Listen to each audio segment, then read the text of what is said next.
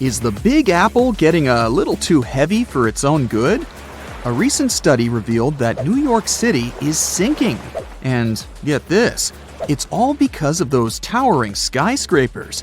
Apparently, the whole event is called subsidence, which is when the Earth's surface settles bit by bit, or suddenly sinks. Soft sediments shifting and the weight of the city itself are the culprits behind this sinking sensation. Now, don't get too alarmed. The study found that New York is sinking at a rate of 0.04 to 0.07 inches per year. Sure, that doesn't sound like much, but there are parts of the city that are sinking even faster than that. This sinking situation could cause some trouble for the city, especially since it's already pretty low-lying and home to over 8 million people. So it's important that local authorities come up with some strategies to tackle the growing flood risk and rising sea levels.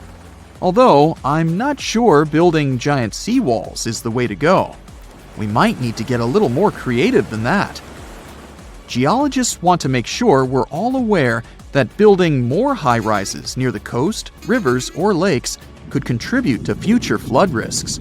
So we really need to think twice before we start constructing skyscrapers left and right.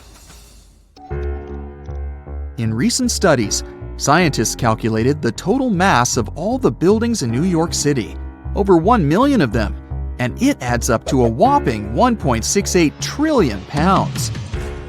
Talk about a heavy load. Now, they didn't include the weight of the roads, sidewalks, bridges, and other paved areas, so you can only imagine how much more weight is added to the city. But hey, even with these limitations, the researchers did a pretty good job of accounting for the complex geology beneath New York, including the sand, silt, clay deposits, and good old bedrock. They found out that certain types of soil, like clay and artificial fill, are more prone to subsidence. On the other hand, bedrock stays pretty firm and keeps those skyscrapers in place. So at least we don't have to worry about the Empire State Building taking a dive anytime soon. Comparing their fancy models with satellite data, the researchers created a map of the city showing where the sinking is happening. And guess what? The increased urbanization and all that groundwater pumping and draining are only making things worse. It's high time we start protecting our resources, don't you think? I wouldn't start packing my bags just yet. New York isn't the only sinking city out there, you know. Jakarta, the capital of Indonesia, is facing some serious sinking action too. In fact, parts of it could be underwater by 2050. That's like a real-life Atlantis situation. Over 30 million people in Jakarta are now deciding if they should relocate the entire city.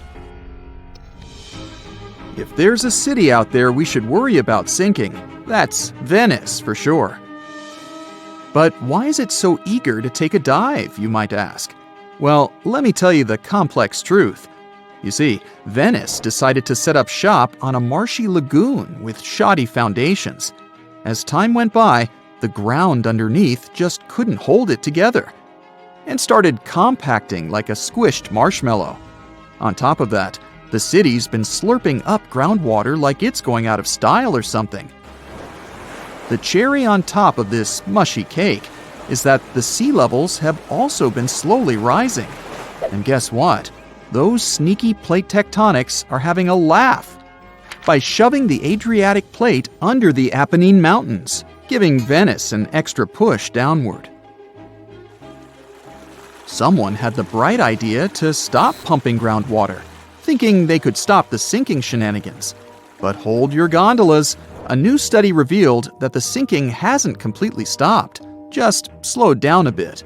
It turns out the whole area is tilting ever so slightly to the east, with Venice perched on the slightly higher end.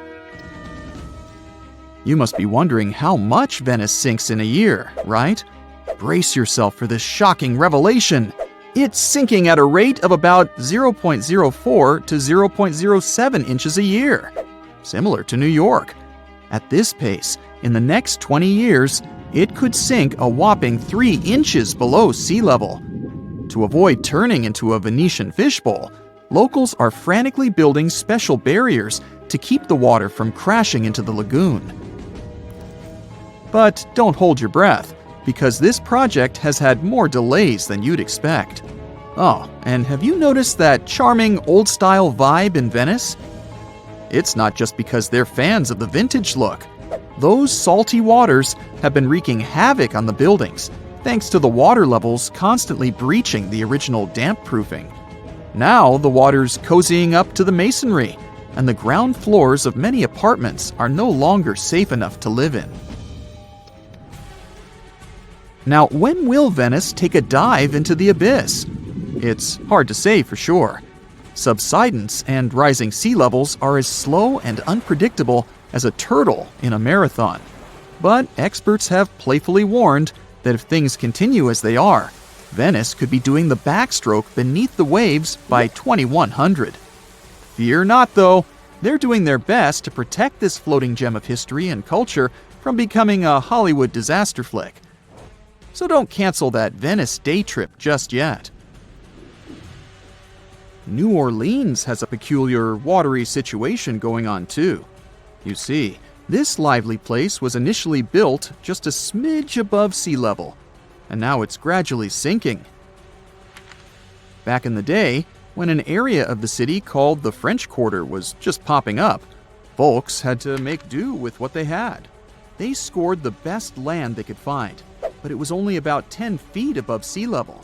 And let's not forget, the rest of the city is as flat as a pancake, with the areas around the French Quarter being just a hair lower. Now, even though they knew they were up against some soggy odds, the resourceful New Orleans residents did their best to elevate their houses above the flood-prone land they chose as their home. There's more.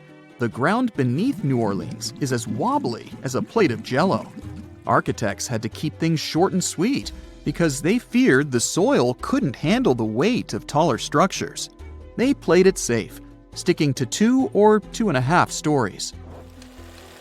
Here's where it gets interesting. The city installed a fancy drainage system in the 1900s, thinking it would solve their water woes. And while it did help with the marshes and all, it inadvertently sucked the life out of the soil. Yep, the ground was left high and dry, without enough sediment and water to keep it steady. As a result, those former marshes sank as if they were in a quicksand competition. By the 1930s, things got even more topsy-turvy. 1/3 of the city was below sea level, and by the time Hurricane Katrina made its grand entrance, that number skyrocketed to around 50%. Oh, and here's the icing on the cake. Sea levels decided to join the party, rising faster than a helium balloon. So now, not only is New Orleans sinking, but the surrounding area is also at various degrees below sea level. So what can we do about all these sinking cities? Well, for instance, we could manage our water consumption a bit better. We can't just keep sucking groundwater out of the earth like there's no tomorrow. We've got to find new ways to quench our urban centers' thirst.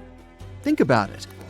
We could purify surface waters, or even turn salty seawater into a sweet solution. Of course, we'll need a boatload of energy to make it all work. Speaking of great urban water management, let me tell you about a town in Denmark called Nye. These guys have got it all figured out. They collect rainwater and use it to supply their toilets and washing machines. Talk about resourcefulness. Now that's what I call a splash of genius. Here's a riddle. Which U.S. city is so loved that its name should be repeated twice? You guessed it, New York, New York. But the thing is, how much of New York do we really know? I'm talking about the city that lies under the city. Dare to join me on an underground tour of the Big Apple? Then grab a flashlight. It's about to get dark. We'll start in the heart of Manhattan, in the front of the Romanesque City Hall building. Believe it or not, beneath our feet lies New York's oldest subway station, known as the Old City Hall Station. It opened in 1904 on October 27th, a night of true celebration for New Yorkers. People were so excited, some of them spent the entire night riding the trains back and forth. Before this, urban dwellers moved around in carriages pulled by horses. No wonder the subway was such a hit. You might feel like a time traveler stepping inside the old City Hall station. The architecture is dazzling and one of a kind. They sure don't make subway stations like this one anymore. Fun fact, the old City Hall station would cost $6.2 million if it was built today. Back in the day, it had dozens of brass chandeliers hanging around. It was one of the few spots in town with functioning electricity. And oh, not to mention brand new multicolored tiled arches and stained glass ceilings you can still see today. Impressive, huh? If you decide to wander down the tracks, you might be in for a treat. Underground New York is as fascinating as the city above the ground. But one thing we usually take for granted is the behind the scenes of what the Big Apple needs to function. Down here, you might see one or two of New York's pneumatic mail tubes. These tubes were built back in the 1800s and they were operational up until the 1950s. They were responsible for distributing people's mail through different post offices. Letters flew at an impressive speed of 35 miles per hour. That's almost as fast as a professional runner. It sure sounds like a useful system. But I have to say, it feels weird imagining people's correspondence flying around 15 feet underground. Back to street level. We'll wander around fancy Lexington and Park Avenues. If you look up, you'll see the famous Waldorf Astoria 5-star hotel. Many celebrities have stayed there, including John Lennon and Yoko Ono, as well as presidents such as FDR. This is why the hotel used a secret infrastructure to sneak people inside and out. Under the building, a tunnel known as Track 61 connected the Waldorf Astoria to Grand Central Station. The track was deactivated in the late 70s, but some people say Andy Warhol threw a party there in the 80s. I bet that was something. For the next part of our visit, we'll have to take the subway uptown. We'll get off at 125th Street and find ourselves on the scenic waterfront of Riverside Park. Here, you'll find abandoned tracks of an old metro line. If you follow the tracks, you'll get to an underground graffiti gallery, aka the Freedom Tunnel. The tunnel is named after a graffiti artist from the 80s who is commonly known as Freedom. While exploring these tunnels, we'll see over 40 graffiti pieces he painted over 15 years. There are spray paints of James Dean, Mona Lisa, and even a self-portrait of Freedom himself. Moving on, let's wander around the northern part of NYC for a bit. Walking in Van Cortlandt Park will feel like hiking upstate, but believe me, you're still in the city. Along the way, you'll encounter some big ventilation towers made of stone. These towers were once part of an old New York infrastructure. They make up the remains of what used to be the Croton Aqueduct. In the 1800s, the city's water supply flowed through a 41-mile-long underground tunnel, all the way from Croton River in upstate New York to Bryant Park in Midtown Manhattan. Oh yes, and I should probably tell you that Bryant Park wasn't a park.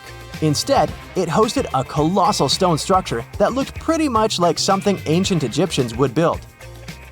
This 4-acre structure served as the city's water reservoir. It even had a pathway on top so that people could enjoy a nice afternoon stroll while looking at the reservoir's crystalline water. Now, all this exploring might have made you hungry, but don't worry, our next stop includes a yummy treat. We'll have to leave Manhattan and make our way to Brooklyn. In case you didn't know, New York City is made of 5 boroughs: Manhattan, Queens, Bronx, Staten Island, and Brooklyn. Crown Heights, that's our stop. Would you believe me if I told you that beneath these streets lie caves full of aging cheese? How very Parisian of them. To get down there, you'll have to make your way through a century-old building that now works as an office space. Maybe wave hello to all those hardworking people and disappear in one of the stairways that will take you 30 feet below the ground. You won't need a flashlight for this one. The caves are bright and renovated and can hold up to 22,000 pounds of cheese. But hey, it might stink. That's the main reason cheesemakers decided to use underground tunnels to age cheese in the first place. After a bite or two of some delicious cheese, let's keep going. While still in Brooklyn, you might see tons of locals enjoying a sunny day in the McCarran Park pool. This pool is a huge attraction, being 3 times the size of an Olympic pool. As the NYC explorer you are becoming, you might even go for a swim. But hey, there's a much more interesting part to this attraction. The pool was built in the early 1900s, but it was shut down in the 50s. During this time, urban explorers discovered a network of underground tunnels right beneath the pool. And, of course, you can find a secret entrance and get a peek for yourself. There, you'll not only see the pool's filtration and heating system, but also a lot of graffiti from the time the site was abandoned. Neat! This question may sound weird, but have you ever seen a cow in New York? I sure haven't. Well, maybe there's a reason for that. Apparently, New York still has underground tunnels that were constructed for the transportation of cattle. Once New York started to flood with automobiles, cows became a burden for traffic. Until a 200-foot-long cow passage was built below 12th Street to transport the livestock that was ferried over from New Jersey. These days, you won't be able to visit this place in person because the tunnel was most likely destroyed. But historians found blueprints proving its existence. To add to the list, archaeologists discovered a very peculiar fossil a while back.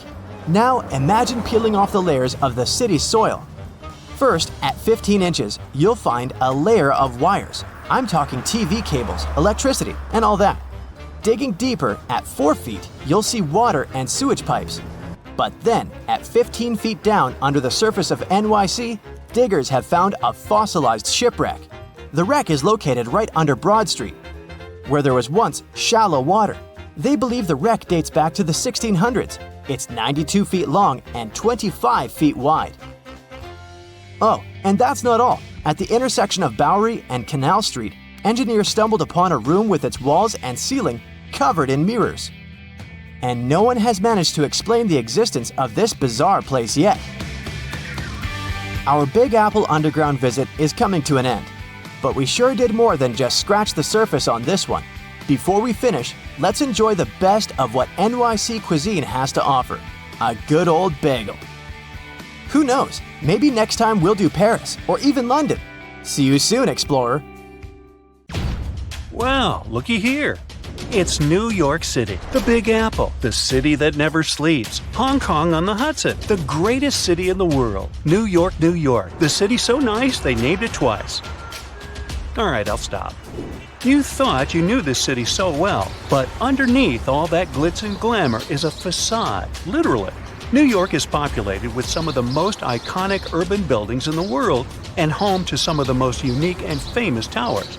Who would have known that New York was a front for fake buildings? And the cool thing is that there are plenty to search for. Okay, I'm adding that to my bucket list. So the question is, why do they put these fake buildings all over New York?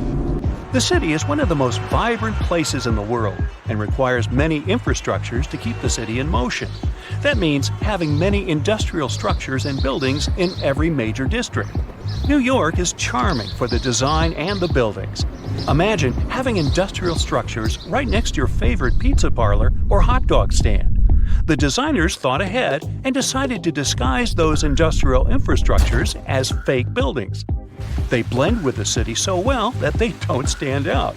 They look like your good old apartment or housing unit with a front door, real-life windows, and even charming balconies where people would hang out. The only thing is that there's nothing behind the facade and no one is allowed inside. So, where in the world can you find these fake buildings? For starters, one of the most popular fake buildings is in Brooklyn. At 58 Joralemon Street, you can find a very typical neighborhood. But between the buildings stands a brick building with a slightly deeper shade than the rest. It has bright open windows that blend in with the rest of the buildings in the neighborhood, except that they're blacked out. At first glance, you might not think of it as anything, but if you pay close attention, the building looks like a glitch from a video game. It was built in 1847, way before New York was considered glamorous. Originally, it was meant to be a regular building, but in 1908, they converted it into a fake building. Don't think you can just try to break in.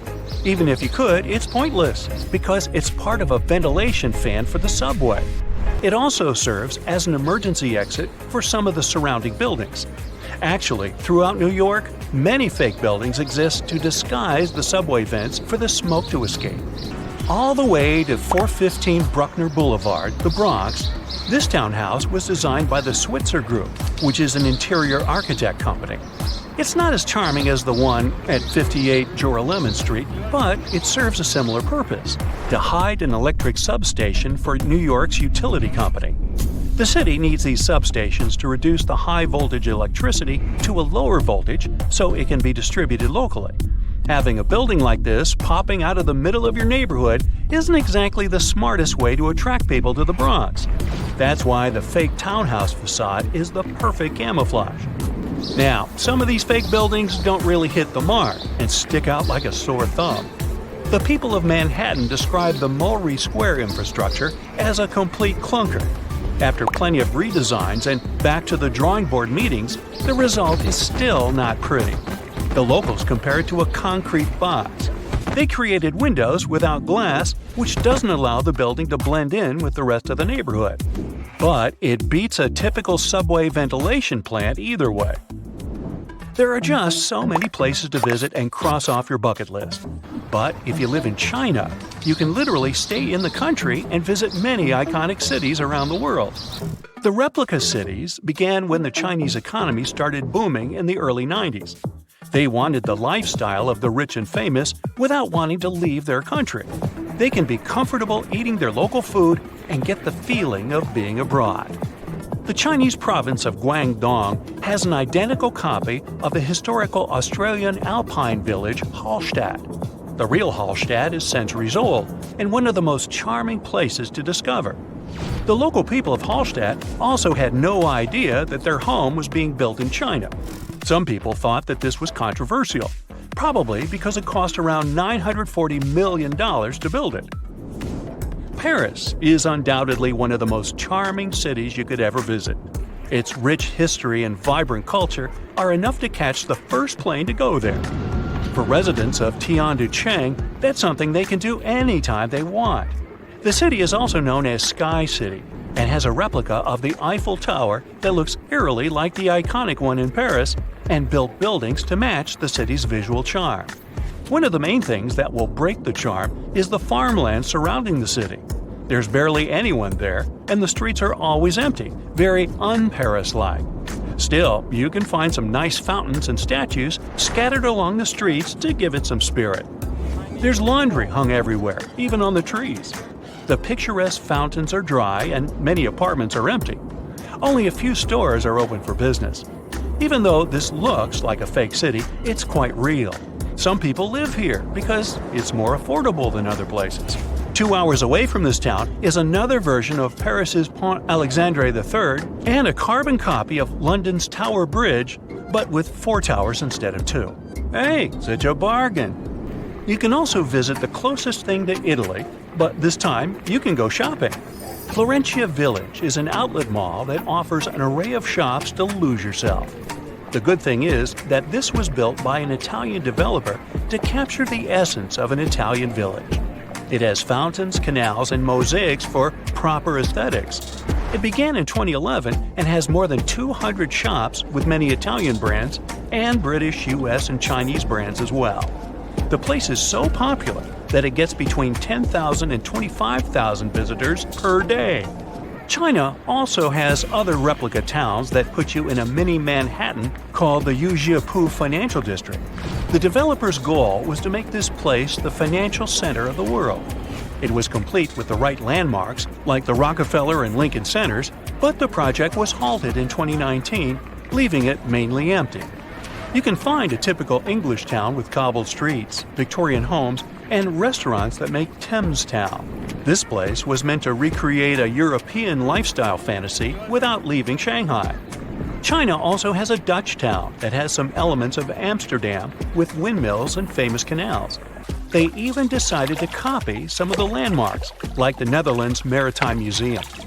Here's a bonus story of Lebanon's thinnest building built out of a dispute. It's the story of 2 brothers who both inherited unequal plots of land. One of the brothers happened to get a very thin plot of land and couldn't help but be jealous of his brother's nice plot of land. He wasn't pleased. Both of the lands overlooked the Mediterranean Sea in a lively neighborhood of Beirut. So it's no wonder that both brothers couldn't agree on how they should develop their lands. It was obvious that the brother with the most land could build a proper building. The other brother had to improvise. He decided to obstruct his brother's property by constructing a thin building enough to only fit 14 feet at its widest and 2 feet at its most narrow. It was constructed in 1954, and the locals of the area know it as the Grudge.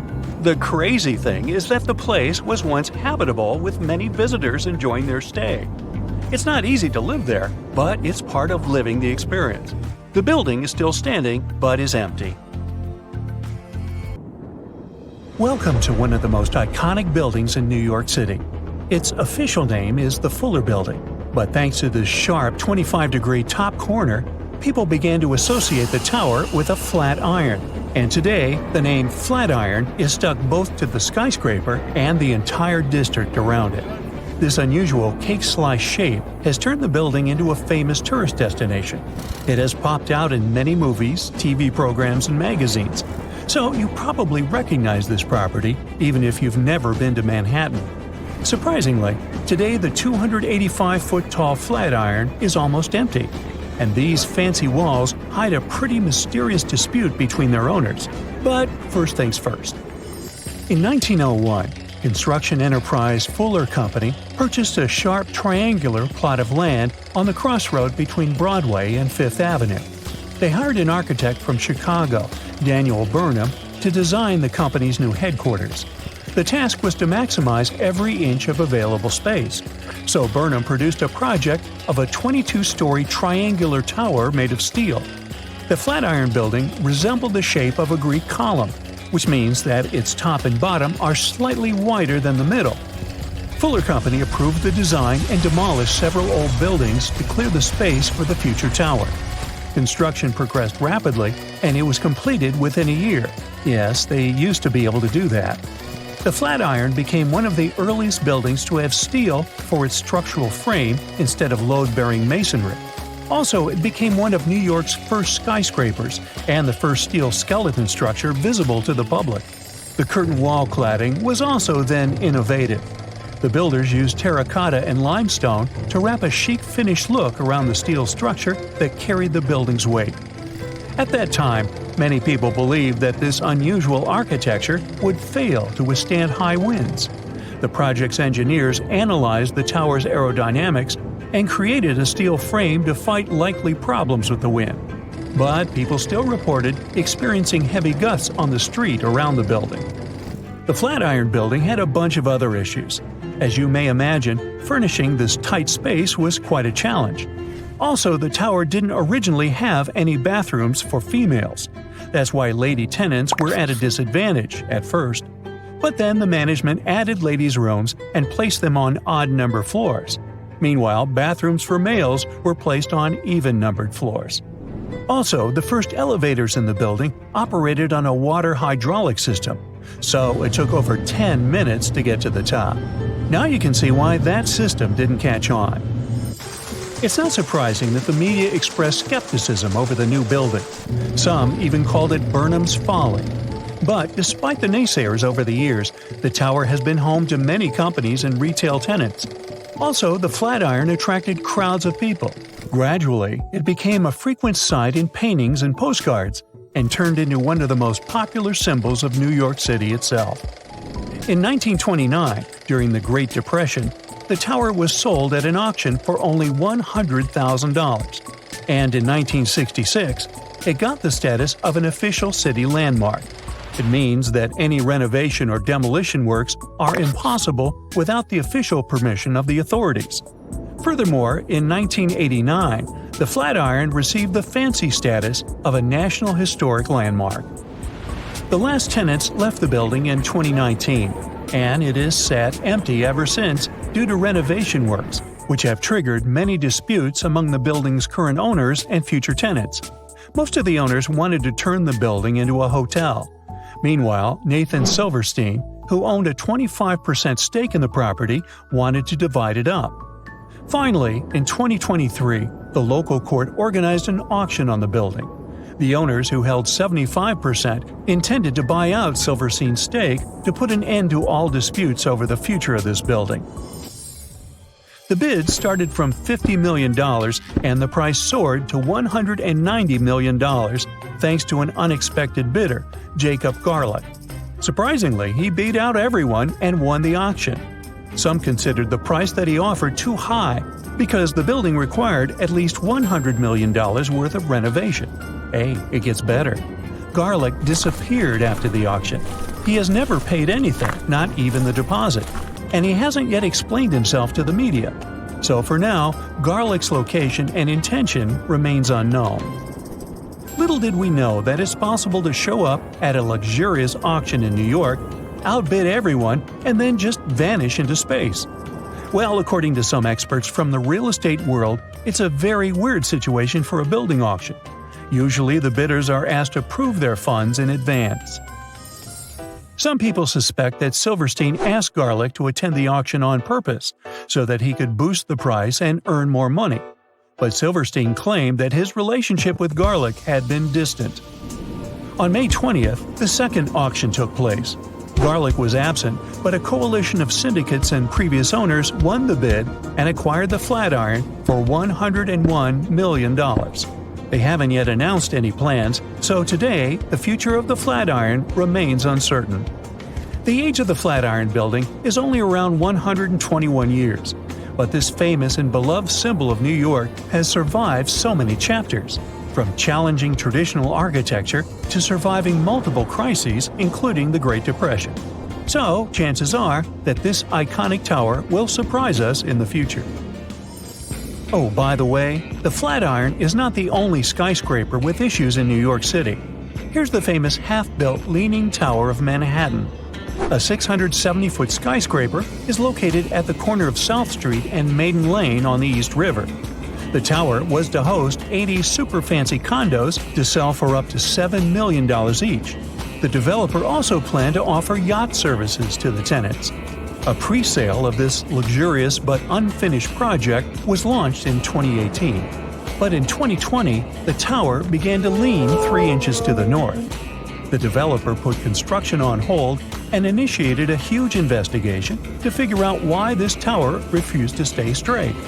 Although the reason remains unclear, the consensus appears to be that a weak foundation is to blame. You think?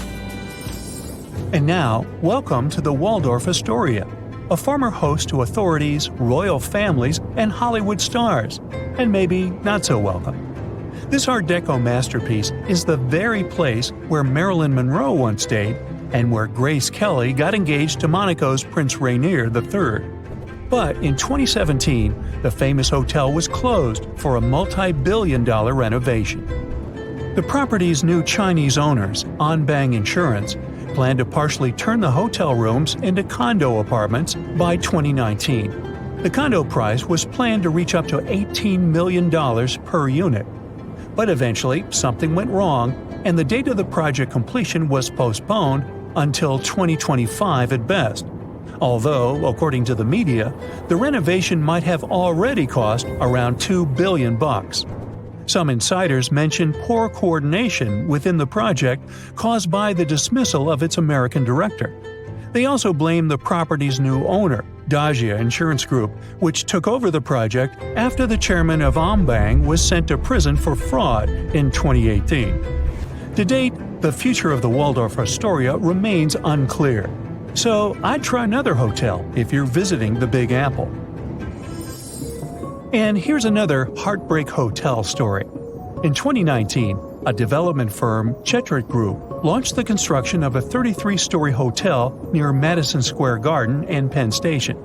The project was supposed to open in 2021 and join the management portfolio of IHG Hotels and Resorts, which runs multiple hotels. However, the developer failed to either repay its loan or complete the construction on time. Meanwhile, the hotel remains unfinished, and the estimated investment for its completion totals around $106 million. Hey, you want to finish the job?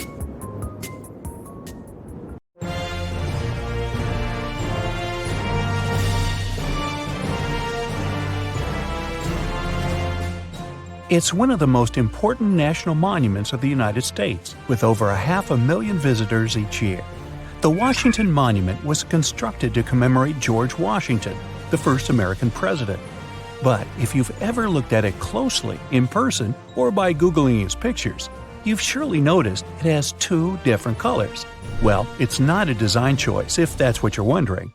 The Washington National Monument Society, the authority in charge of the construction, ran out of funding, and the project was put on hold in the 1850s. It took another 25 years for the authorities to resume the construction. They finished the upper two-thirds of the monument in 1884. Since they evidently used marble from a different location, given the time that had passed, it was difficult to envision how these materials would behave in the future.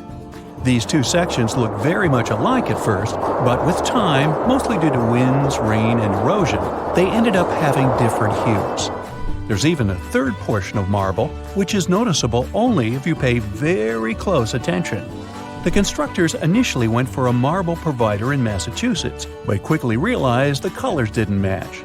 They had to switch to another supplier, but their mistake resulted in this third shade of marble. It's only noticeable up front, so people mostly think that the monument has two colors.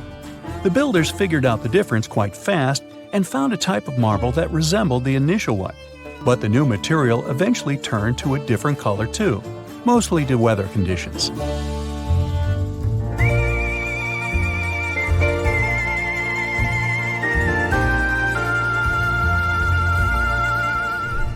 Are you one of those people who like to spend their free time on Pinterest or Instagram in search of your next travel location? Then you surely haven't missed a little Italian town called Cinque Terre. The reason why it's so popular among photographers and globetrotters is its brightly painted buildings, which come in a nice contrast to the crystal clear ocean waters. These houses come in a huge selection of colors, from green to yellow and even bright pink. So it's no wonder this location is such a hit.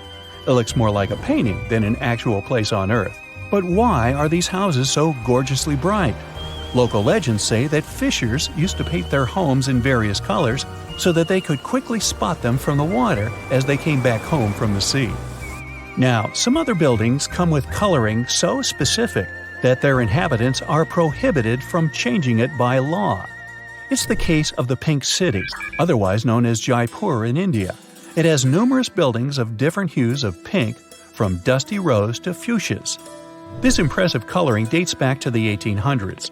Rumor has it that the Indian Maharaja of the time, Sawai Ram Singh, wanted to welcome Prince Albert during his visit. So he literally painted the whole town pink, which of course begs the question, why he chose pink and not any other color? And it turns out this hue was meant to subtly imply the idea of a welcoming location or a place of hospitality. Jaipur isn't the only monochrome city in the world. Its blue counterpart is located in Morocco. It's called Chefchaouen. Some locals say that the city is painted blue to symbolize the beautiful coloring of the Mediterranean Sea. Others consider that painting their houses blue keeps them cooler when it's hot. There are even claims that painting a house blue can help keep mosquitoes away. People believe that the hue resembles the waves of the sea, which isn't a really desirable location for insects, if you think about it.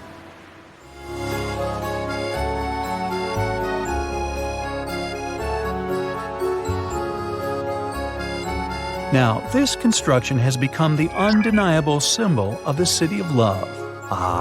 The Tour Eiffel. I can smell a freshly baked baguette, can't you? Well, it turns out the Eiffel Tower has a little chromatic secret of its own. This famous French monument is painted chestnut brown these days, but it hasn't always been this color. The engineer who built the tower and also gave it its name was a man called Gustave Eiffel.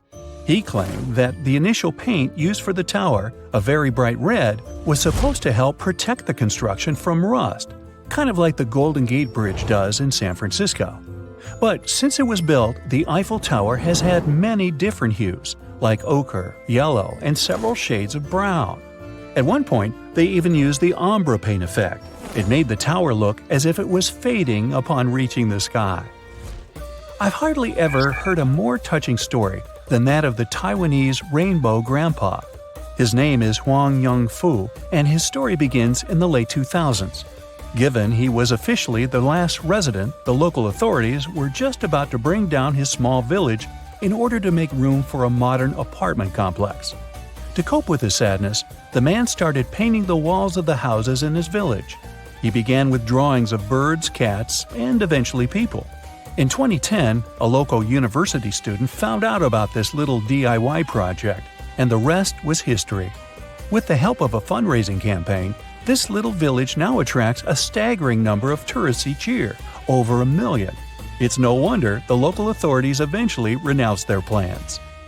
While we're on the subject of beautiful designs, there's a library out there that actually looks like a giant bookshelf. No, it's not a scene from a fantasy movie. Somebody actually built that. One of the facades of the Kansas City Public Library looks like an ordinary row of books lined up on a shelf.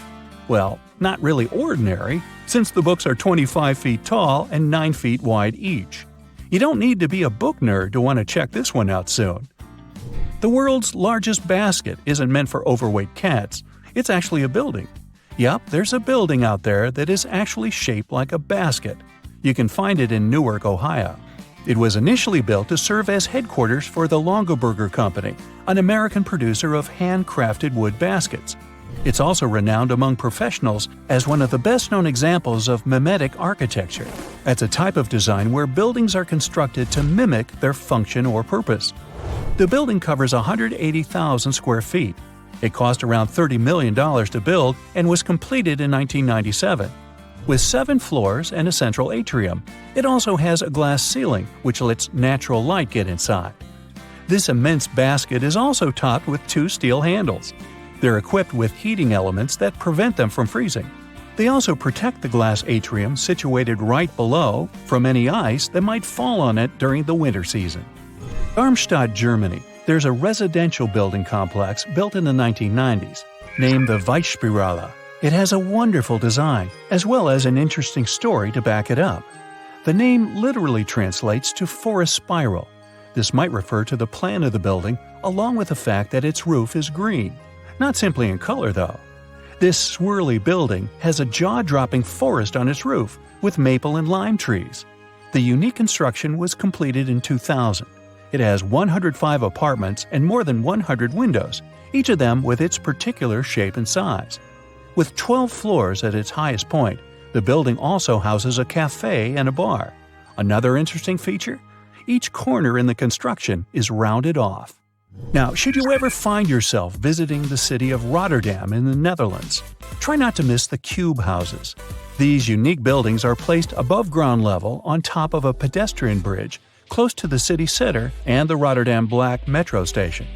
In the 20th century, the city of Rotterdam was damaged. That's why later it became the focus of new, cutting-edge architecture designs. Dutch architect Piet Blom started designing functional housing, which could also leave some room for pedestrians on the ground level. He got the idea for these houses from simple elements, such as forests and trees. Each house is placed on a hexagonal pylon, a construction made of concrete and designed to look like the trunk of a tree. Each of these pylons has a staircase that leads to well-spaced living areas. Another example of a house that looks like it has just escaped from a fairy tale is the Nautilus House. You can find it near Mexico City, Mexico. With its shell-like shape, it's also one of the first representations of bioarchitecture. The man behind this unique design is Javier Senocien. He was inspired by the works of Gaudi and Frank Lloyd Wright. The very concept of bioarchitecture is that buildings should be constructed based on structures found in nature. It's also supposed to remind people of their local history and traditions. The Nautilus House doesn't have a lot of storage space, according to the builders, but this structure is supposed to be earthquake-resistant and maintenance-free. Not to mention hundreds of tiny rainbow-colored stained glass windows decorating the building. Wow, every morning 8.5 million people wake up in New York City. But the Big Apple doesn't belong only to humans. This is the city of ants. There are 17 billion of them here. They live in houses, hide in the grass, crawl under asphalt, and climb trees. For every New Yorker, there's a sneaker box filled with ants. City ants are more fortunate than their forest cousins. They don't have any need to look for food. Millions of people leave behind tons of hot dog crumbs, pizza slices, and coffee drips. Insects just have to wait for a lunch break in an office building. Then they gather around benches in the park or cafe tables. A lot of food is waiting for them there. Over 1 billion. That's how many ants are running through the streets and parks of Manhattan. And in this ocean of insects, scientists have been able to spot tiny reddish-brown creatures. These insects don't fit into any of the 13,000 ant species known to science. They're unique and only live in Manhattan. Their kingdom is between 63rd and 76th Streets. Scientists don't know how long the Manhattans have evolved in isolation. They arrived in the U.S. on ships from Europe and were cut off from the rest of the city's infrastructure. But why go anywhere else if there's enough food? The Manhattan loves fast food, especially corn syrup. Because of such a diet, the insect's body has an increased carbon content. This isn't a problem for the ant, though. Carbon helps it adapt to the dry, warm weather of the concrete jungle. Around 20% of New York City is parks and green spaces. White-footed mice live in these places. Scientists have found out that the mice that live in New York have evolved. They're different from their village relatives. These changes are genetical. It's caused by the diet of white-footed rodents that feed on human food waste. For example, New York mice need enlarged livers to process fatty acids from fast food. Central Park in New York is almost twice the size of the Principality of Monaco. A unique centipede is only found in this green area. The creature, called Hoffman's dwarf centipede, doesn't grow any longer than 0.4 inches. It lives in heaps of dry plants and runs on 41 pairs of legs. This crustacean, measuring only a bit more than 0.3 inches, is called the Socorro isopod. It's one of the rarest animals on the planet. The creature can only be found in a small thermal spring near Socorro, New Mexico. The isopod lives in the water as warm as 90 degrees Fahrenheit and covered with a layer of algae. These are ideal conditions for the creature. To get to Mobile Cave, you'd have to rappel 65 feet down. That's the height of a 4-story building. After that, you'd crawl through narrow passages and swim along a canal with cold water. Sunlight can't get into the cave. The air is poisoned by vapors of ammonia and hydrogen sulfide. This extreme place has been isolated from the outside world for 5.5 million years. A unique ecosystem has formed in this toxic atmosphere. Of all the animals that live there, 33 species of millipedes, scorpions, spiders, and leeches can't be found anywhere else on Earth. These creatures are mostly blind and colorless. Well, why would you need eyes in disguise if you live in complete darkness? Mobile's coolest guy is the venomous centipede. Scientists have nicknamed this animal the king of the cave. It doesn't grow more than 2 inches, but for this world, it's a giant. The blind salamander would feel great in the company of strange animals from Mobile, but these little monsters are separated by the ocean and thousands of miles. The Mobile Cave is located in Romania, where these beauties live only in Texas. Their home is an underground body of water in the San Marcos area. These salamanders grow to be 5 inches long. The name makes it pretty clear that the animal is blind. It does have eyes, but they're pretty much useless. This doesn't stop the salamander from being a skilled snail and shrimp hunter. It senses other animals by feeling the underwater waves they create while moving. The Scottish wildcat lives in the north of Scotland. This animal is different from domestic cats, which love sleeping on the couch. Unlike them, it's a perfect hunter. The creature is 25% larger than the average cat. It's muscular and long-legged. The wildcat's tail is blunt and fluffy, covered in black rings with a black tip on the end. The quokka is called the world's happiest animal. Just look at its smile. This fluffy animal seems to always be ready for a photo shoot. Quokkas are only found in Australia. Around 10,000 animals live on Rottnest Island and several other locations. The creature's cute smile is an evolutionary trait. An open mouth helps it breathe and regulates its body temperature. Oh, by the way, if you try to feed a quokka, you'll have to pay a fine of more than $200. This baby will feel comfortable even if you put it on your little finger. The animal lives only on the island of Madagascar. Scientists have found just 2 tiny reptiles, a male and a female. The researchers have named the nano-chameleon Brookesia nana. It's a mystery to them why it doesn't grow larger than a sunflower seed. The next animal on the list also lives only in Madagascar. Locals call this creature Ai. The unusual lemur spends most of its life in trees and leads a nocturnal lifestyle. This might explain why it looks so tired. Even though the Ai is a lemur, its teeth are like those of a rodent. Its claws resemble sloth's claws, and its body looks like that of a monkey. The animal's fingers and toes are especially frightening. They're long and thin, with pointy claws. Get equipped for any season with brand new Brightside merch. Click the link and grab your print. This is a giraffe with its trademark long neck. A zebra is grazing nearby. Black and white stripes on its body help the animal reflect sunlight during the day and keep it warm at night.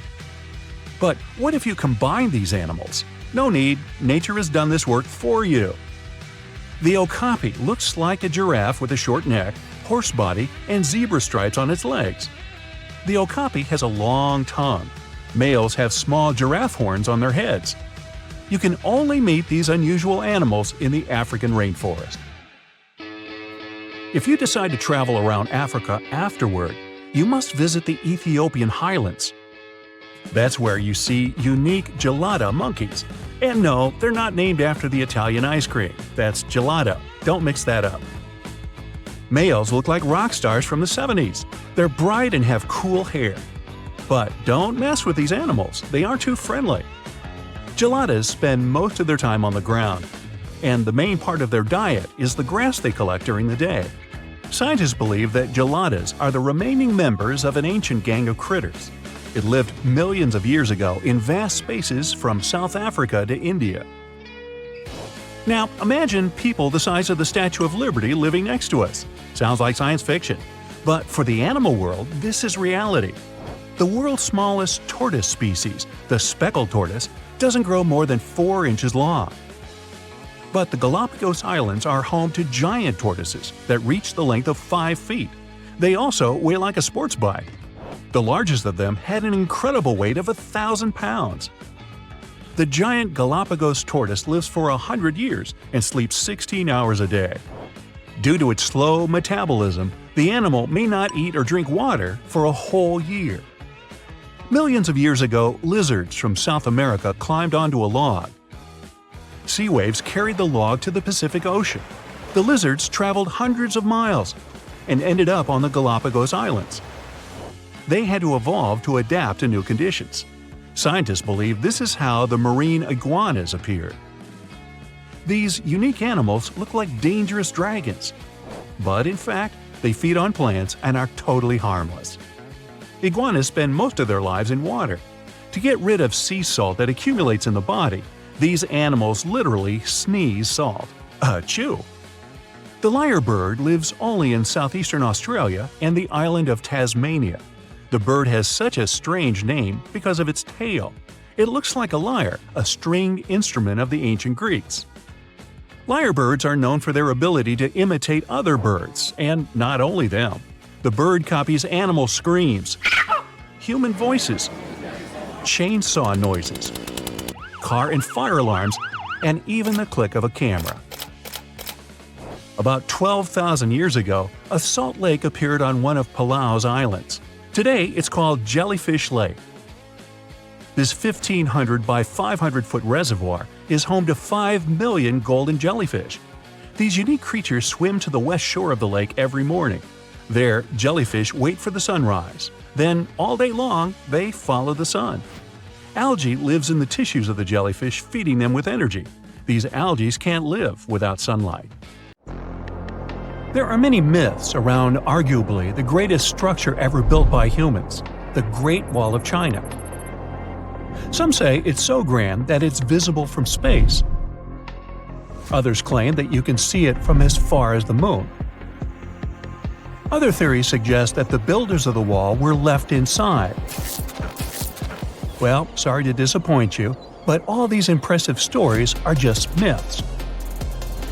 But even with those stories busted, the Great Wall of China is an impressive and truly breathtaking structure. So let me tell you its true story. Today, China is one of the most populated countries in the world, counting as many as 1.4 billion residents. It's also one of the oldest nations in the world. It has 3,500 years of continuous written history, but the civilization existed long before that.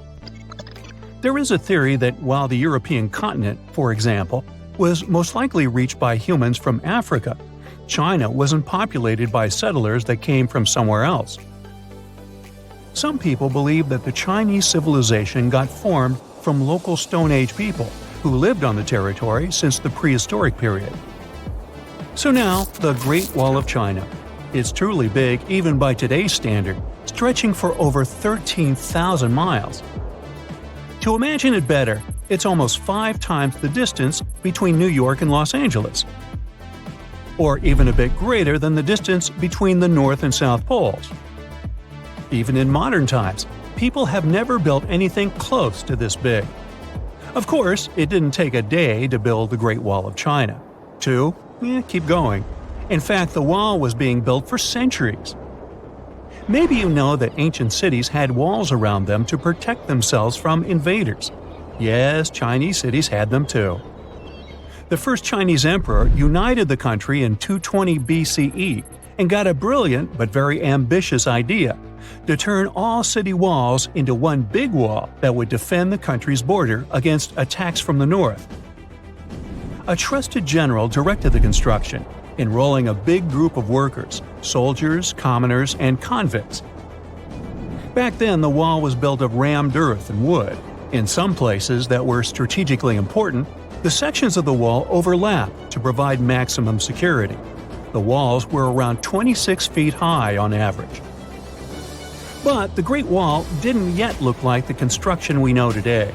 Every next emperor would pick up the big wall project, strengthening and extending it, repairing, but also modernizing construction techniques. Some used bricks to build it. Others moved on to granite and marble blocks. Watchtowers and platforms weren't there from the beginning as well. They were added by Ming emperors. The watchtowers made it possible to communicate with other parts of the wall through smoke and fire messages. So, the wall is quite inconsistent in terms of material, but it only adds more charm to the construction and shows how much effort and time it took. The reasons why some parts of the wall have been standing for centuries and are still in good condition is glutinous rice flour. Turns out, this sticky rice mortar is almost like cement. It's very strong and waterproof, sealing the bricks so tightly together that even sneaky weeds can't grow between them. You may also notice that some bricks have writings carved on them. They were left by the workers who were building the wall. The purpose of those writings is quality assurance. They contain such information as location, quantity, and responsible officials. So, in the case of some problems with the quality of materials or constructions, it would be known who should be held accountable for it. Recently, a research group has looked through official historical documents of the Ming Dynasty that ruled China from the 14th to the 17th centuries. They came across records of secret doors in the Great Wall, so they decided to find them. They used a flying robot to capture continuous centimeter resolution photos of the wall.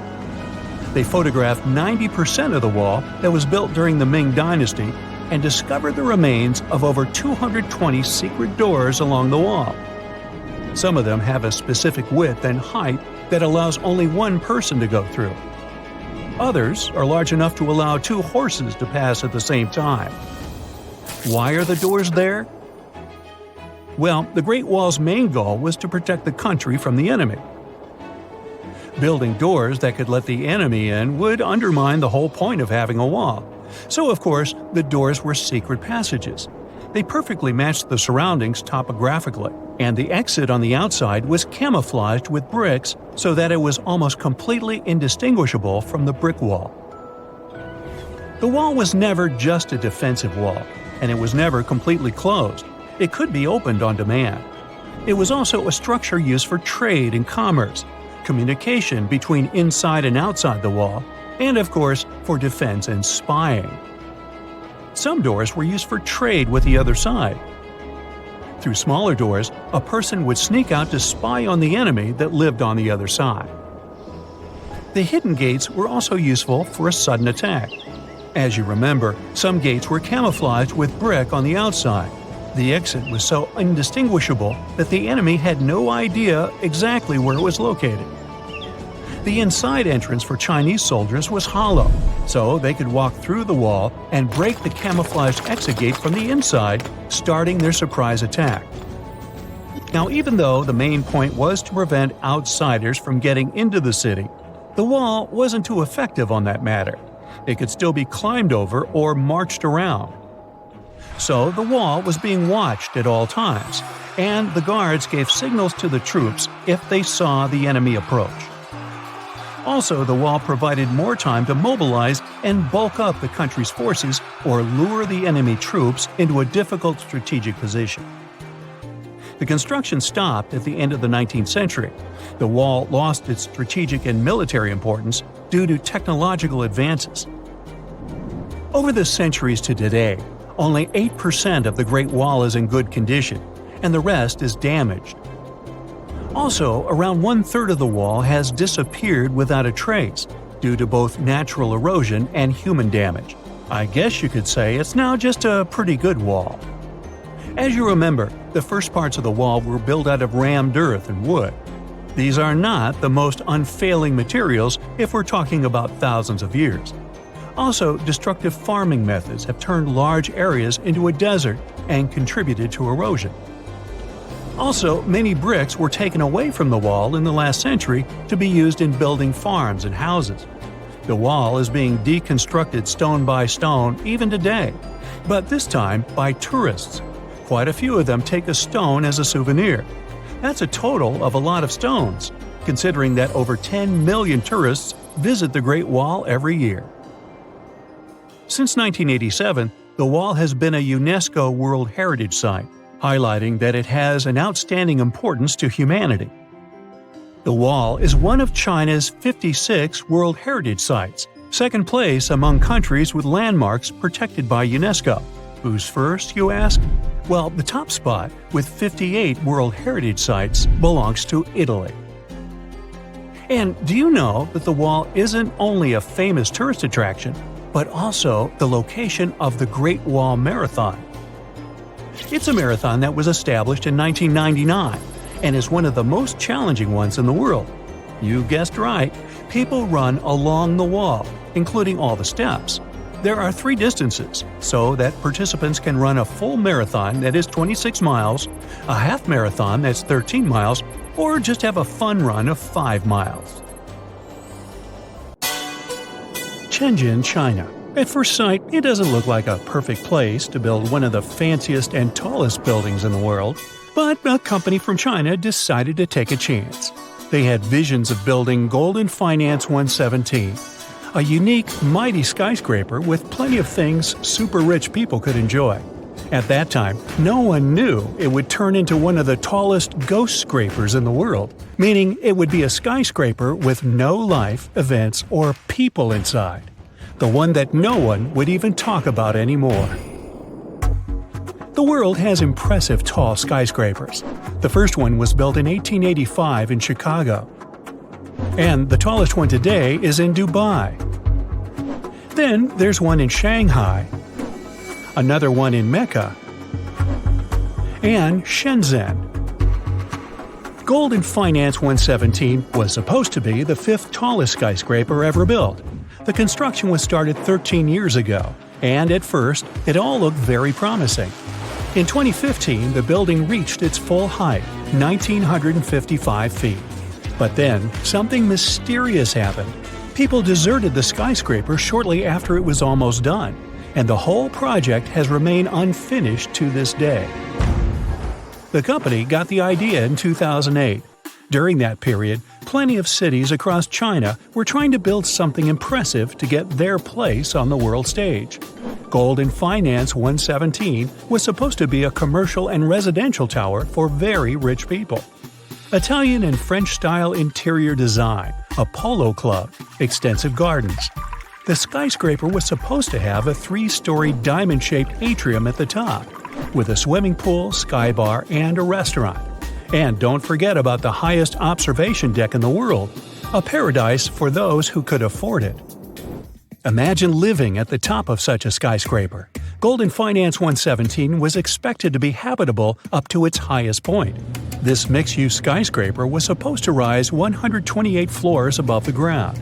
There was a plan to turn 117 of them into commercial space and hotel, and 11 more floors were expected to be for operational and mechanical services. The building's ratio of height to width was 9.5 to 1. When you have such a high and thin tower, you have to be careful with such forces as strong winds. But the skyscraper was designed to resist all this. No wonder, with a perimeter frame of mega braces, huge tapering columns, and transfer trusses. On the surface, it all looked well, an excellent design and unique construction. But before the company started pre-sales, authorities needed to inspect and sign off on the final product.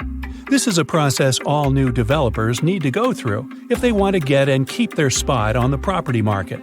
The country wants only established and reliable companies to keep the quality levels high. Back in the day, the company that was building the skyscraper was a new player in the Chinese market, so they had to finance their project all by themselves. They couldn't start recouping their investment until each of their buildings was finished.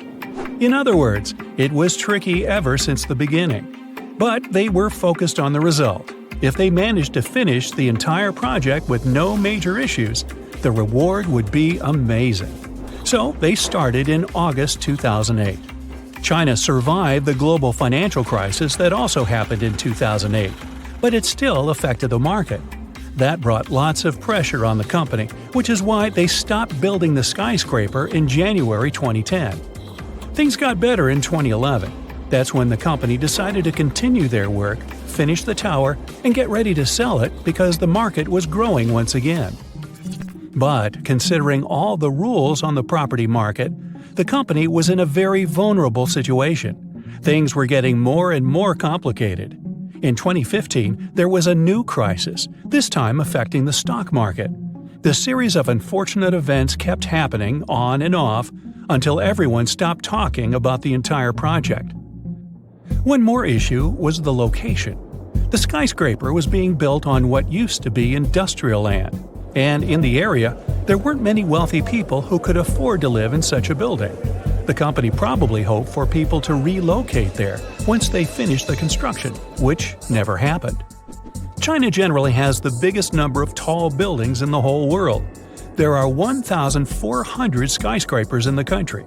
The US takes second place with more than 800 high-rise buildings. Then there's Japan with over 250 skyscrapers. 2018 was the year when China built more skyscrapers than any other country in the world. 88 new buildings with a height of 656 feet or more appeared there. But because of multiple unforeseen events, Golden Finance 117 never got its chance to shine. Now it's just a ghost place everyone stopped talking about in 2018. Now, this wasn't the only case when a building remained unfinished for a long period of time. A new airport in Berlin, Germany was meant to open in June 2012. It wasn't the first project like this to miss the deadline, but it was one of the most memorable. The airport was about to open, but right before it did, inspectors found around 120,000 defects all over the place. For example, some automatic doors didn't open. There were fire safety issues. Authorities also noticed sagging roofs. About 106,000 miles of cable were wired in the wrong way, which means they couldn't turn on some lights or turn off others. Experts were trying to solve these problems for 9 years. The airport was built to handle 27 million passengers a year. In 2019, over 45 million travelers passed through the two other overburdened airports in Berlin. These airports are now set to close and merge with the new one, which has started expanding. The original budget for the whole project was more than $8.2 billion, but it's likely to increase in the next few years. The idea occurred back in 1990, and it took 6 years just to find the right spot to build the airport. The official construction didn't start for another decade. The original code for this airport also needed to be changed since it was already in use by an airport in India. But if you design an airport in the early 2000s, will it even be compatible with the travel habits and technology in 2020 and beyond? Also, there isn't enough space for all the planes that are supposed to be there. And still, since 2020, the airport has been open and growing bigger. Meanwhile, a tower in Krakow, Poland, got the nickname Skeleton. It stood proud and tall, but its unfinished carcass indeed looked like a skeleton. At 300 feet, it's one of the tallest buildings in Krakow. The project started in 1975, but stopped because of some difficulties in the country that occurred at that time. The tower remained abandoned for a long time and changed owners several times. It was often wrapped in advertising billboards. Luckily, it didn't remain unfinished. In 2016, the latest reconstruction process started. The main goal was to turn the skyscraper into a modern office building. It's completed now. The tower consists of 5 office buildings, together with the main one in the center. Architects found inspiration in styles from the 1920s and 30s. There's a terrace at the top. In the future, a museum of the history of the building might appear in the skyscraper. And here's one more ghost tower, this time in Bangkok, Thailand. From the outside, you'd say it's just another part of Bangkok's skyline. The skyscraper is around 75% completed. But once you take a closer look, you'll see there are plenty of interior structures missing. It was supposed to be a luxury building, but right now it's just another abandoned skyscraper. It's surrounded by a fence and doesn't look safe. The walls are covered with graffiti and there's no electricity. The building stands there as a reminder of what it could have become and draws the attention of urban explorers from all over the world. The construction process stopped when the crisis started, and now only occasional adventurists visit the site to enjoy the magnificent view of the city and the river. Hey, New Year is coming, and we're going to celebrate. Pack your things, we're going to China. Yeah, you might think I'm crazy. New Year was some time ago. But Lunar New Year isn't on January 1st. It doesn't even have a regular date, because it depends on the lunar calendar. But it's usually sometime in January or February. The first day of the year is the day when the new moon appears. Then the celebration lasts for about 15 days until the moon is full. This year, Lunar New Year falls on February 12th. A whopping 1/6 of the world celebrates it, at least. The holiday is celebrated in China, where we're headed, but it's also a public holiday in many other countries. They all have different names for it, but the concept is the same: a lunar calendar celebration. Outside of Asia, the biggest celebration is held in San Francisco. It's been that way since the middle of the 19th century, when many Chinese workers arrived there during the gold rush to work in the mines. Now you can see huge Lunar New Year fireworks in tons of cities around the U.S. But getting to or moving around China isn't that easy. We gotta be careful, because right now, transportation systems are stretched to the limit. About 15 days before the New Year, and then 25 days into it, a lot of people travel somewhere by plane, train, bus, or on foot. It's traditional to visit your family for New Year. It's the largest annual human migration on the planet. Last year, in this 40-day period, there were about 3 billion total trips taken. The Lunar New Year is also called Spring Festival. It signifies the end of the winter. And wait, are you as confused as I am right now? Spring in February? It's not a mistake. There are 24 solar terms in the Chinese traditional calendar, and each of them lasts about 15 days. Usually, the New Year falls on the term that starts in the beginning of February, and it's called the beginning of spring. It's followed by the seasons rainwater, waking of insects, and spring equinox. The traditional Chinese calendar is a bit different to the one they and the rest of the world uses. Years are counted in 60-year cycles. The cycle that's running now started in 1984. Also, their calendar is way ahead because they started counting years much earlier. This year will be 4719. Also, every year has a different zodiac sign, one of the 12 animals. The cycle of 12 starts with the rat, followed by the ox, tiger, rabbit, dragon, snake, horse, sheep, monkey, rooster, dog, and pig. Thank you. 2020 was the year of the rat, and 2021 is the year of the ox. The year of the animal you were born in is your zodiac animal. Your zodiac animal comes around every 12 years, and some say it's unlucky. But don't worry, there's a way to protect yourself. The color red. Some people wear red clothes during the year of their zodiac animal, or more likely, get a red purse or tie a red ribbon to their bag or something. A little more about red. We've finally arrived in Beijing, the capital of China. Notice how everything's decorated in red? City streets are lit up with red lanterns. Some people are dressed in red, and houses are decorated with spring festival decorations. These red decorations are a very important part of this holiday. There's no way to celebrate it without them. Red is also a big deal in Chinese culture. Just look at the flag. In China, the color red means good fortune and joy, and symbolizes good luck for the following year. Sure, some are wearing red, but the thing that really stands out is that a lot of people have new clothes on. People clean their houses before the new year, get new haircuts, and declutter their lives as best they can, all to greet the new year. The most important part of the celebration is the reunion dinner. Wherever family members are, they all try to come back home to celebrate. There's a big feast to commemorate the past year, and there's usually a lot of food. An important dish in traditional dinners is a whole fish, which signifies prosperity for the new year. Another common thing to eat are rice cakes. They're so iconic, some people even call them New Year cakes. They're made of rice flour and are very sticky. There are also dumplings, chopped meat and vegetables wrapped in dough. They're made to imitate the shape of ancient Chinese silver ingots that were used as money. So dumplings signify wealth. The rule of the evening: get stuffed full of delicious dumplings. You'll need energy. There's a long public holiday ahead, the longest one all year. Most people have 7 to 12 days of vacation, and students sometimes don't go to school for the whole month. After the main meal, some families sit together and watch the Lunar New Year Gala. It's a TV program with many different performances. There's everything: music, dancing, comedy, and drama. The gala holds the Guinness World Record for being the world's most watched TV program. Well, no wonder. China's population is more than 1.4 billion people. Younger family members get red envelopes with money from their grandparents, uncles, and other family members.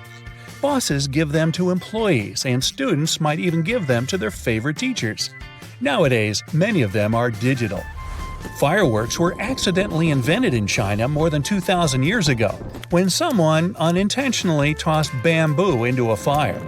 1,000 years later, they were reinvented by an alchemist who was trying to find the formula for eternal life.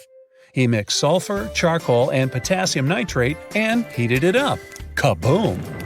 Packed into a piece of bamboo, it made the first firecrackers. They were traditionally used to scare away evil spirits. More than 1,000 years later, China is still the world's leading producer of fireworks.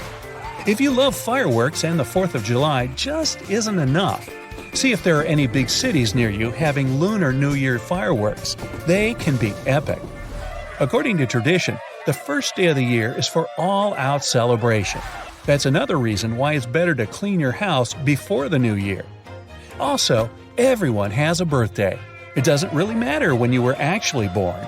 In China, people have a regular age and a nominal age. The real age is just the regular one, starting at 0. But the nominal age is a bit different. When a person is born, he or she is considered to be 1 year old. Every New Year's Day, people become 1 year older. For example, those born on February 11th this year would just have to wait a few days to get a nominal age of 2. Rice is a big part of Chinese culture, but not on the 3rd day of the new year. That's rice's birthday. On that day, people that are following the tradition aren't supposed to eat any rice. People usually eat a type of pasta or dumplings instead. There's another important event a few days later. The 10th day of the Lunar New Year is called the Stone Festival. On that day, people don't use stone tools. That was a big deal back in the day, when stone tools were used every day to make flour. The last, 15th day of the celebration is called the Lantern Festival. Historians say that the first lanterns were used about 2,000 years ago. Now they're a big part of China's celebration culture. On the last day of the New Year celebration, people go outside at night with their lanterns. The lantern symbolizes letting go of your old self to become a better person in the new year. Also, many write riddles on their lanterns and solve the riddles of others when they go outside. A big part of the public celebration is the Dragon Dance. It's performed by a large team of dancers who hide inside a long model of a dragon. Plus, there's a whole team of drummers nearby providing the music. The dragon moves around, sometimes in a circle and sometimes like a wave. That means that the dancers have to remember the entire choreography without being able to see what's going on around them. And if the folks in the tail are moving too slowly, you shout back to them to quit dragging. Well, I thought it was fun. On December the 5th, 1952, a nauseating yellow-gray fog engulfed London, claiming 12,000 lives. This wasn't mere mist, it stank of rotting eggs and stretched 30 miles wide. Buses halted, planes were grounded, and ambulances were trapped. For 5 days, the city vanished in the stench and sludge. Streets slipped with a black ooze. Those who dared ventured out stumbled blindly, smudging their faces while birds crashed into buildings. With visibility zero, thieves ran rampant, and even indoor shows were canceled. The Great Smoke sent over 100,000 people to hospitals, leaving a grim legacy of demise and decay. The causes of this tragedy started long into the past. Something called pea soup fog became one of the symbols of London in the 19th century. Nature wasn't to blame for this fog. It was caused by people burning coal to heat their homes and run factories. In fact, London's air started getting smoky all the way back in the 13th century, when people began widely using coal. It got worse as the city grew bigger. By the 17th century, people were already complaining about the dirty air. King James I tried to prevent so much coal burning with new laws, but nothing really changed. As more factories popped up during the Industrial Revolution in the late 18th century, the problem blew out of proportion. The air was full of tiny particles that water clung to and formed dark, heavy clouds. This mix of smoke and fog became so bad, people called it smog. Yep, this word was invented in London in the early 20th century. The smog got so thick sometimes it could last for a whole week, and it made people ill. Some even passed away because of it. Even though the smog was harmful, people didn't want to stop using coal because it gave them jobs and kept their homes warm. So the problem lingered. By the 20th century, thick fogs were happening less frequently, finally, because factories started moving away from the city. But on that December day in 1952, an anticyclone appeared over London.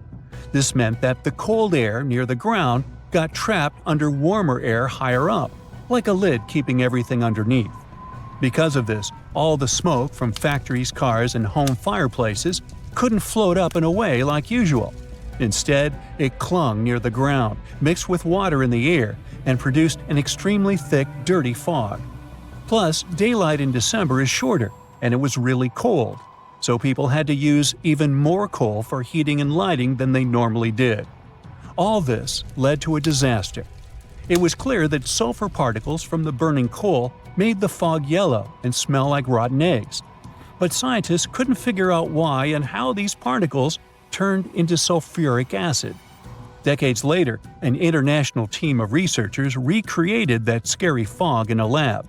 They used samples of air and atmospheric measurements from the fog in 2 large Chinese cities that have high levels of sulfur dioxide in the air, just like London during the Great Smoke.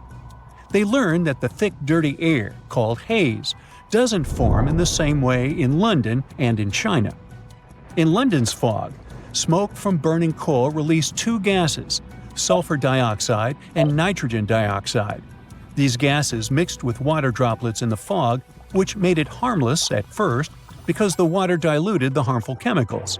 But as the water evaporated and there was nothing to dilute the two dioxides, the fog became very acidic and hazardous to breathe, so it damaged people's lungs. In present-day China, things are a little different. A third chemical, ammonia, joins the mix. Now ammonia, which comes from farms and cars, helps balance out the acidity of the fog, so it's less harmful than London's deadly fog. But the scientists found that cutting down on nitrogen dioxide and ammonia could still help China reduce its air quality problems. They hope that their discovery will help both understand London's past fogs and give China ideas for making its air cleaner. It could also save the health of millions of people around the world who are now living in cities with bad air quality. After the terrible fog of 1952, everyone realized how serious London's air problem was. 4 years later, the British authorities created a law called the Clean Air Act to stop something like that from happening again. This law banned people from burning smoky fuels like coal in their homes or in factory furnaces in some parts of the city. To help people adjust, the authorities gave them money so that they could switch to cleaner heating options like oil, natural gas, or electricity. It took time for these changes to make a big difference, and sadly, another dangerous smog happened in 1962. But the Clean Air Act was a very important first step for protecting the environment and people's health. Almost a century before the Great Smoke, another smelly event happened to London, the Great Stink. Back then, people didn't have proper bathrooms or sewers, and all the waste from houses and factories went straight into the River Thames. When the weather got super hot in July and August, the water level in the river went down, and piles of waste, sometimes 6 feet, popped up on the muddy banks. The smell was so terrible that even Queen Victoria and Prince Albert had to cancel their relaxing boat ride on the river. The politicians working in the brand new Parliament buildings, which were right by the river, couldn't handle the smell either. The air inside was so terrible that they had to hold handkerchiefs over their noses to breathe. They even tried soaking the curtains in chloride of lime, hoping it would cover up the horrible odor. Many Londoners believe that the bad air, called miasma, caused horrible things like cholera, which had already taken the lives of lots of people. Engineer Joseph Bazalgette solved the problem as he built a new sewer system that would move all the waste away from the city. His sewer system was so well designed that it still works today, even though London has grown to over 8 million people. On the other side of the Atlantic, in the United States, there was also a day when you couldn't see your hand before your face, and it was impossible to breathe outside. But the reasons for this Black Sunday were very different from the Great Smoke of London. In 1931, it almost completely stopped raining in the southern Great Plains. This drought lasted for nearly 10 years. Without rain, the farms dried up and the soil turned to dust. Strong winds blew this dry dirt into the air and created huge dust storms. These storms, called black blizzards, made it hard to breathe and see anything. People tried to protect themselves by putting Vaseline in their noses, wearing masks, and sealing their homes, but the dust still made many of them sick. In 1934, things got even worse. It was the driest year in over 1,000 years. Temperatures went over 100 degrees for weeks, and the land became even drier. On April 14, 1935, after months of terrible weather, the sky finally looked clear, and there was barely any wind, which was rare for this area.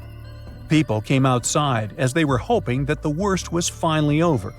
When Oklahoma minister announced that a few good rainstorms would make the land fertile again. But unfortunately, that morning, a cold wind from Canada met warm air in the Dakotas and started a massive dust storm. The storm grew to hundreds of miles wide and thousands of feet tall. A sunny day instantly became completely dark. Drivers had to hide in their cars, and other people went down into basements, found refuge in barns, fire stations, tornado shelters, and under their beds to stay safe. The storm didn't stop for hours and took at least 20 lives. Many people couldn't stop coughing, and one man went blind.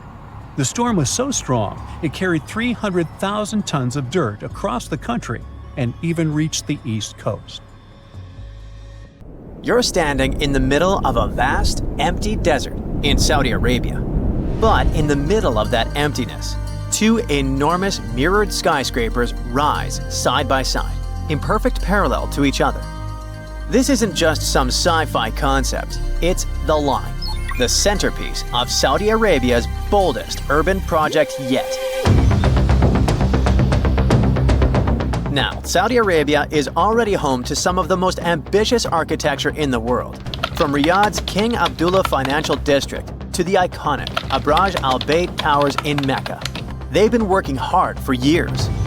But the Line is in a league of its own. This project was announced in 2021, and it is part of a larger vision for the country's future called NEOM, a $500 billion mega project designed to redefine how people live, work, and interact with the environment.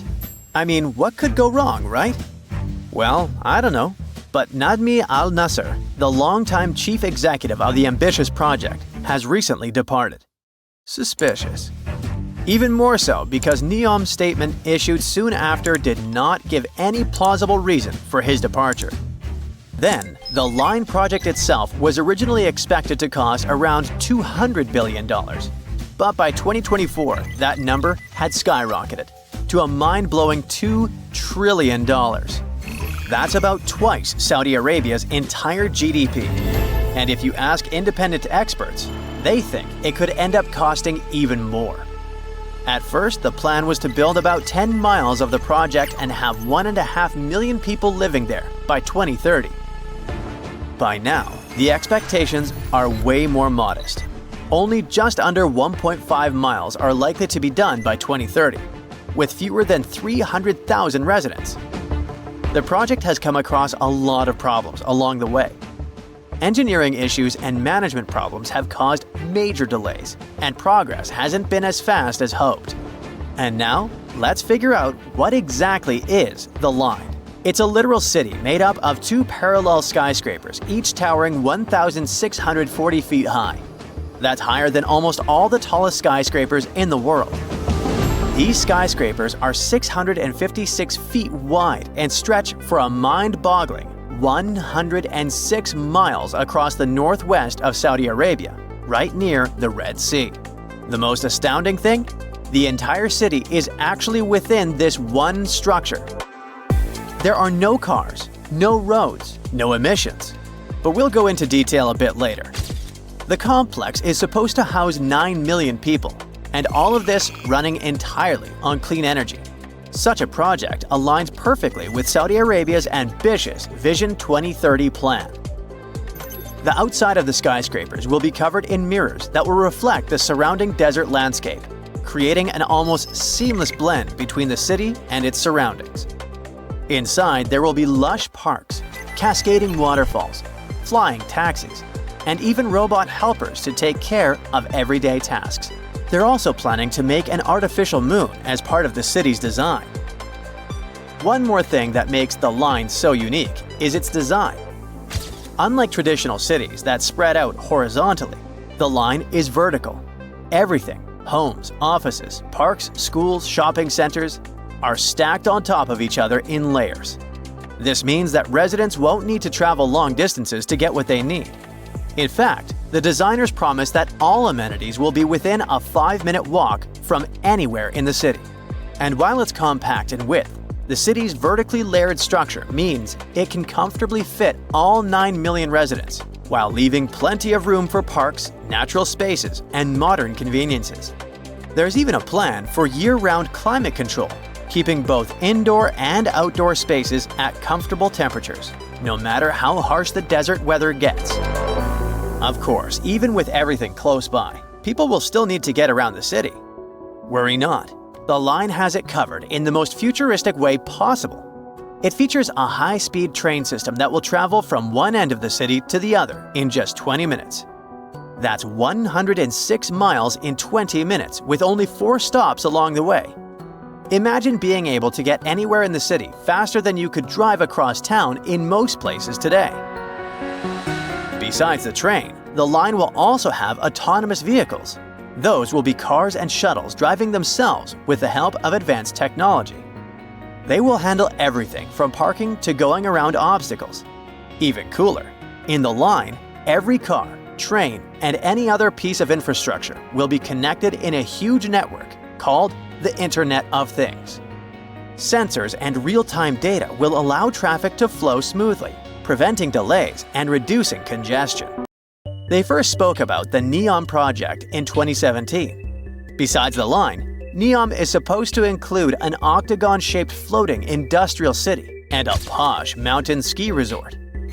There, Saudi Arabia will host the Asian Winter Games in 2029. Plus, there will be the world's largest green energy plant, which will make the region self-sufficient and sustainable. The goal of NEOM is to attract people from around the world, not just to visit, but to live there. Residents will even be given their own identity, Neomians. Not everyone thinks this construction is a good idea. Some urban planners and architects have pointed out pretty big flaws in the city's straight-line layout. You see, in a regular city like Johannesburg, which covers way more ground than the line, two random people are usually only about 20 miles apart. But in the line, the average distance between two random people would be 35 miles. That's almost double, even though the line's overall area is way smaller. This setup could make it harder for people to connect socially and might be a pain to navigate, even with a high-speed train zipping through it. Now, they promise that every resident will have everything they need within a 5-minute walk, but there are doubts too.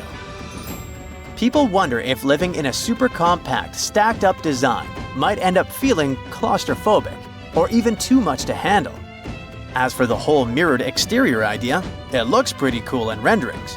But there's an opinion it could actually mess with the environment.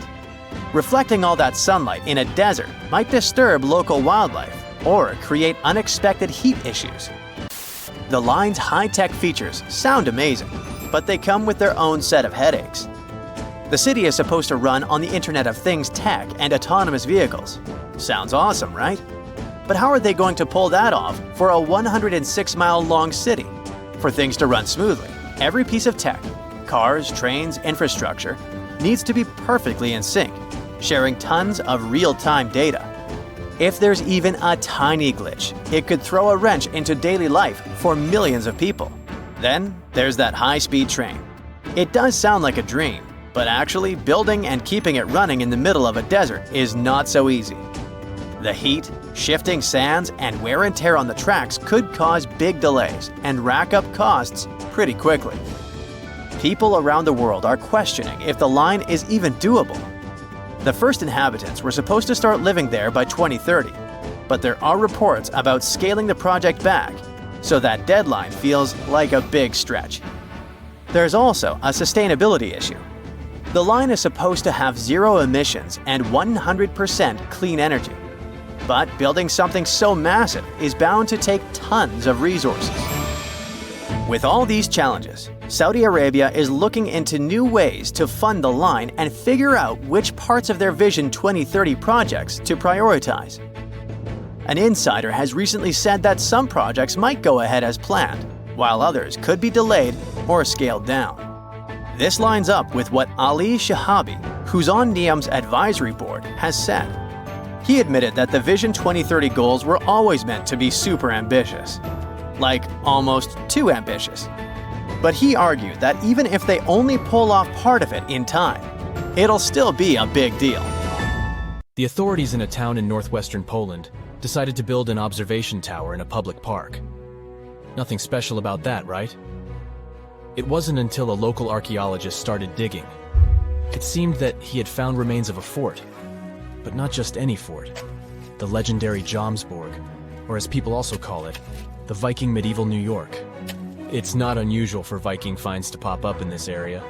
Archaeologists have suspected for a long time that the Polish island near Germany could be the site of the legendary city, and the locals believe in this too.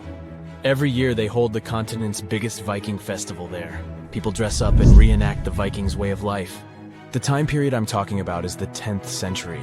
Scholars believe Jomsborg thrived back then, if it was even real, And that's a big if. The mystery has been going on for more than half a millennium. The two most important questions troubling historians are whether the Viking stronghold was real and where it was located. The first historical records that mention the town can be traced back to the 12th century. Recently, a golden disc appeared in Sweden. It contained the names of Jumsborg and Harold Bluetooth. Does the man's last name sound familiar? That's because the Bluetooth technology we use today was named after him.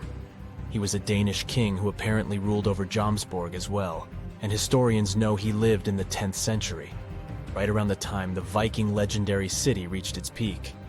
All the historical sources we have lack one thing: the city's exact location. Ancient texts describe Jumsborg as a vibrant trading post that grew around a fortress. It had thousands of residents and a pier for ships to dock. This settlement should be somewhere along the southern coast of the Baltic Sea. Just the Polish section of the coastline is more than 4 times longer than the Grand Canyon. The city could be anywhere within the medieval Wendland. Today, this region is split between Germany and Poland, and it's called Pomerania.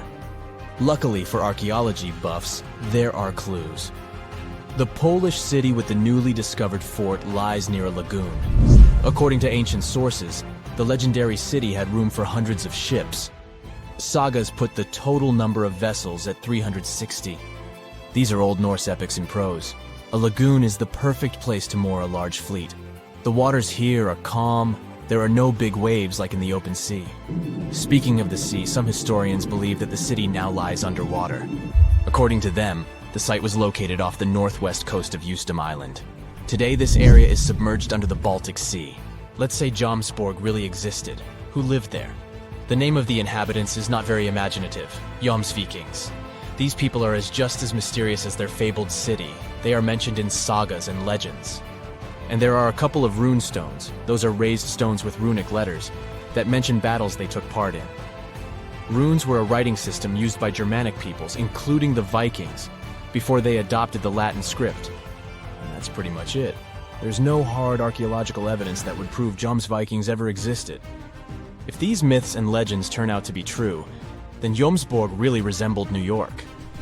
All nationalities with historical ties to the region lived there: Germans, Slavs, and Vikings. Now keep in mind that a Viking wasn't a nationality but more of a profession.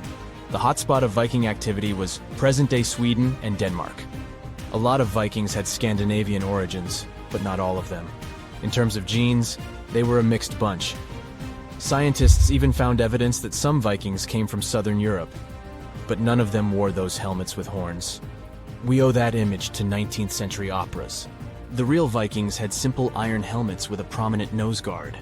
The Jomsvikings were sort of a brotherhood, and in any tight-knit community, members had to obey certain rules. One of them stated that you had to be brave. This meant that if your opponent is not bigger than you and didn't have better fighting tools, you weren't allowed to flee the scene. Sounds a bit far-fetched, but this was an actual Viking rule of conduct. Also, Vikings could leave the city for only 3 days. Any longer, absence required permission from the elders, and they wouldn't allow you to have a conflict with anyone from the Brotherhood. Forgive and forget seemed to have been the Jomsvikings' motto. These rules sound fair, but Jomsborg didn't last long. It only existed for some 85 years. That's the length of the average lifespan in the European Union today. Basically, 1 human generation.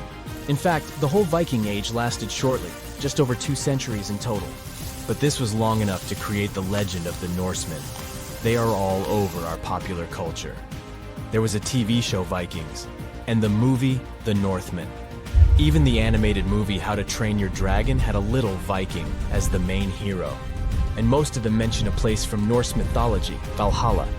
Now, if Jomsborg is semi-legendary, Valhalla is 100% fiction. It is the Hall of Fallen Warriors. Remember how the Jomsvikings had to honor a code of behavior? They did so in the hope of earning their place in Valhalla. This was a splendid place. The people there feast on boar meat every day, under a roof made of shields. Every Viking's dream, right? That's not all. They get into scrimmages with each other on a daily basis. But what exactly motivated the Vikings to take up a life of seafaring? There is no simple answer, but this seems to be a rags-to-riches story. Scandinavian people traded fur with other European nations. From them, they found out about the riches that lay to the south of their homeland, And they also knew that European leaders didn't always get along well with each other. So why not take advantage of this and earn extra cash on the side? The Vikings' motivation seems pretty modern. The very first raid was carried out by Norwegian Vikings. They sailed across the North Sea to northeast England. Europeans were shocked by the boldness of these raiders from the north. The Viking Age was about to begin. The Norsemen soon realized that European nations were ready to pay a hefty sum to avoid their visits. At the beginning of the 11th century, the English paid the Vikings more than $300,000 in today's money to leave them alone. There was even a special word for this tax. The influx of all this wealth made the Vikings' appetite only grow bigger. But this was all about to change in 1066, possibly the most important date in English history. That year, the last great Viking king went to England. However, he couldn't find victory at Stamford Bridge. Yes, the place where the Chelsea Football Club plays its matches today. After the Norwegian king lost, the number of raids decreased. The Europeans were better equipped to defend themselves. The Viking Age slowly came to an end. But this didn't mean that the Vikings were gone forever. They stayed in Iceland for 400 years. The island was largely uninhabited before they came in the 9th century. And in England, the Vikings left their trace in place names. Every town that ends in "by" was first settled by these Scandinavians. There are around 2,000 place names across Great Britain and Ireland that can be linked to the Vikings. And can you guess which part of France has the most Viking-related toponyms? The name says it all: Normandy. The mouth of the River Seine is where most Danish Vikings settled in the 9th century. From there, they sent several raiding parties to Paris itself.